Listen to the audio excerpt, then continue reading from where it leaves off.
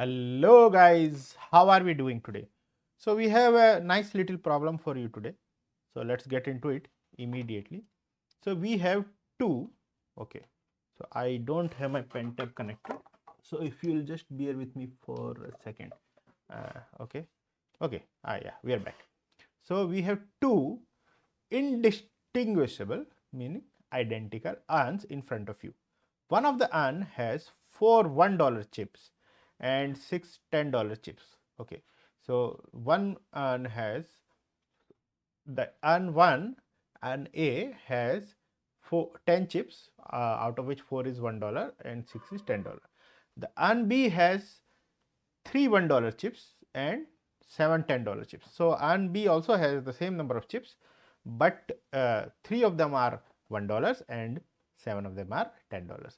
You reach into one urn at random. So first you select a box at random out of two identical box, and you get a dollar chip.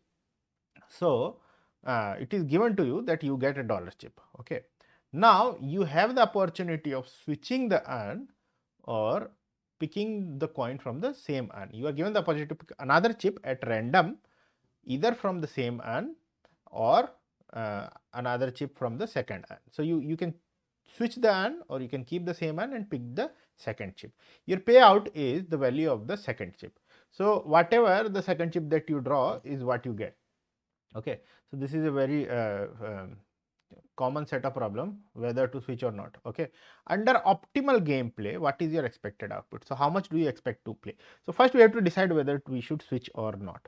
Okay, so we have an event of getting $1 in first draw. Okay, so given that we have received $1 in the first draw, what is the chance of it being the first turn? So you can do that. So this is E and event E, and event S1 is defined as first earn is chosen from this information. Otherwise it would be half. So you can do this probability of being S1 for given E, and then you can solve it and you will get the answer. Or you can simply do the reduced sample space, reduced events, right? So if you get a dollar, and so you can use Bayes theorem to calculate it, but you have $7 and you get a dollar. So four of them are in urn 1 and three of them are in urn 2. So probability of being the first box is 4 by 7, and the probability of being the second box is actually 3 by 7. You can so it has to be either of those. So some of them has to be actually, oh, I'm not a robot. Some of them has to be actually, some of them has to be 1, as I said before, and the probability of you can use Bayes theorem. Given that you have drawn $1, what is the probability of S1? And if you solve it using that, then it will be probability of getting $1 from the first box is, then you will do 4 by 10 and into the probability of getting the first box 1 by 2, and then you divide it probability of getting, so then you will do 4 by 10 into half and plus 3 by 10 into half. So 1 by 10 into half will go and you will get the same answer. So you don't need to use Bayes theorem is what I'm saying for this part. Okay, this part is sorted. Okay, so some of them has to be 1, so 4 by 3 and 3 by 7. So first part is done. Now you figure out whether you should switch or not.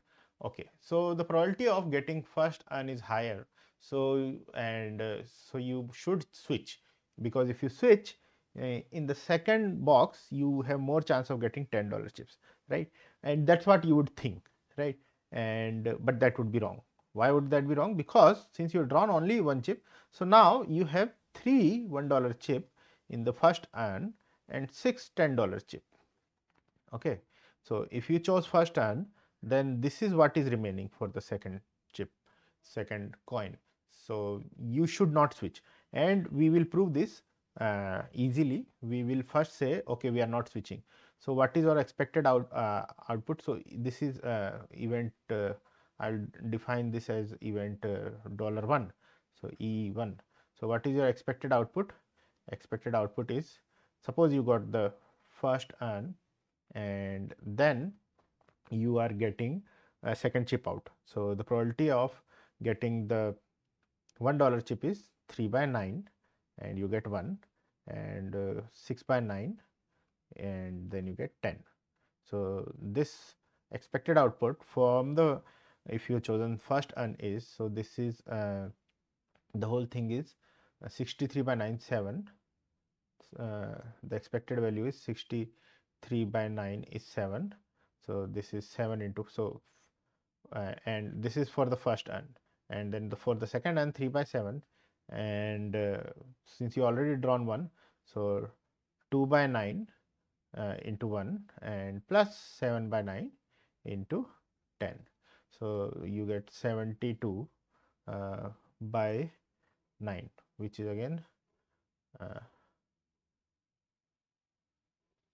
72 by 9, right? And 72 by 9 is 8. So 8 uh, 8 into here you got 7, and 7 into 4, and here got 8 into 3, right? So your expected value if you don't switch is 28 plus basically what you are getting 8 into 3 by 7. 8 into 3 is 24 divided by 7. So you are getting total 52 by 7. That is the output if you don't switch, right? And this should be more than the output if you switch, because if you get $1 coin, so probability is the first urn is bigger, so you should switch because second urn has more $10 coin. But now because the first coin is gone, so it does not really make sense. So let's calculate. So this is expected value 1, and this is for not switching, and for switching, if you switch, your expected value is basically you got the first urn, but now you have switched, and since you have switched, you are getting 3 by 10 from the second urn and 7 by 10 yeah, for the first coin, and $1 coin, and 7 by 10 for $10 coin. And if you got first urn in the random selection, then your probability is 4 by 10 and plus 6 by 10 into 10. Now if you resolve this E2, if you solve for the E2, you should get something like if I had done the calculation, 242 by 35. Okay, and 242 by 35 is less than 7, and 52 by 7 is more than 7. So we can just use a calculator and just do 52 divided by 7. So the expected output for not switching is what did we get?